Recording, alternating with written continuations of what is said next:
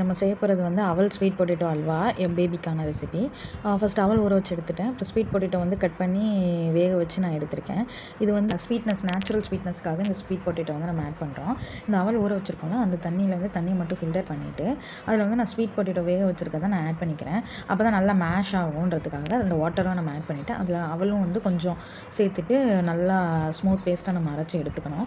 அதுக்கப்புறம் ஒரு பேனில் வந்து ஒரு டேபிள் ஸ்பூன் வந்து கீ ஆட் பண்ணிக்கணும். இந்த டைமில் வந்து நீங்கள் உங்கள் பேபிக்கு வந்து நட்ஸ் வந்து ட்ரை ஃப்ரூட்ஸ் நட்ஸ்லாம் நீங்கள் பழகிட்டீங்க அப்படின்னா மிக்ஸியில் ஒரு பல்ஸ் நல்லா பவுடர் ஃபார்ம் பண்ணிவிட்டு அதையும் பிளெண்ட் பண்ணிவிட்டு நீங்கள் ஆட் பண்ணிக்கலாம்.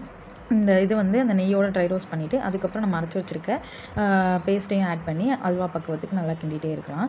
இப்போ நான் வந்து இன்னும் ட்ரை ஃப்ரூட் ஸ்டார்ட் பண்ணல பேபிக்கு, அதனால வந்து நான் வெறும் அவலும் ஸ்வீட் பொட்டேட்டோ மட்டும், இது வந்து நேச்சுரல் ஸ்வீட்னஸ்க்காக ஸ்வீட் பொட்டேட்டோ நான் ஆட் பண்ணியிருக்கேன். இது நல்லா சுண்ட வர அளவுக்கு கிளறி விட்டு நல்லா சுண்ட விட்டு எடுத்துக்கணும். செம்ம டேஸ்ட்டாக இருந்தது. என் பேபி நல்லா விரும்பி சாப்பிட்டாங்க. நீங்கள் ட்ரை பண்ணி பாருங்கள். எப்படி இருந்ததுன்னு கமெண்ட் செக்ஷனில் சொல்லுங்கள். இந்த மாதிரி நிறைய வீடியோஸ் பார்க்க நம்ம சேனலை சப்ஸ்கிரைப் பண்ணிக்கோங்க. இன்னொரு வீடியோவில் சந்திப்போம். பாய்.